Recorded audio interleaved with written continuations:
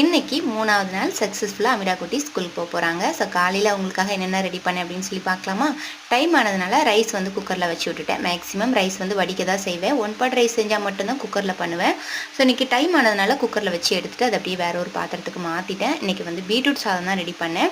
So beetroot வந்து எப்போவுமே பொரியலுக்கு வதக்கிற மாதிரி நல்லா வதக்கிட்டு அதில் கொஞ்சமாக தனியாக எடுத்துகிட்டு பாப்பாவுக்கு வந்து கொஞ்சமாக ரைஸ் நெய் எல்லாம் போட்டு நல்லா கிளறிட்டு அதுக்கப்புறமா லஞ்சுக்கு வந்து பேக் பண்ணேன். சைடிஷ்க்கு வந்து ஒரே ஒரு முட்டை வந்து நல்லா ஸ்க்ராம்பிள் பண்ணி கொஞ்சமாக சால்ட் அண்ட் பெப்பர் போட்டுட்டு அப்படியே மிக்ஸ் பண்ணி பாப்பாக்கு வந்து பேக் பண்ணியாச்சு. ஸ்நாக்ஸ்க்கு வந்து இன்றைக்கி புட்டிங் கேக் இருந்தது, அதுதான் வந்து ஸ்நாக்ஸுக்கு வந்து பேக் பண்ணியிருந்தேன். அப்புறம் பாப்பாவோட திங்ஸ் எல்லாத்துலேயுமே நேம் வந்து மென்ஷன் பண்ணிடுங்க. Bag, tiffin box, lunch box எல்லாத்துலேயுமே ஒரு 10 டேஸ்க்கு வந்து எங்களுக்கு ஐடென்டிஃபை பண்ணுறதுக்கு கொஞ்சம் நல்லாயிருக்கும்.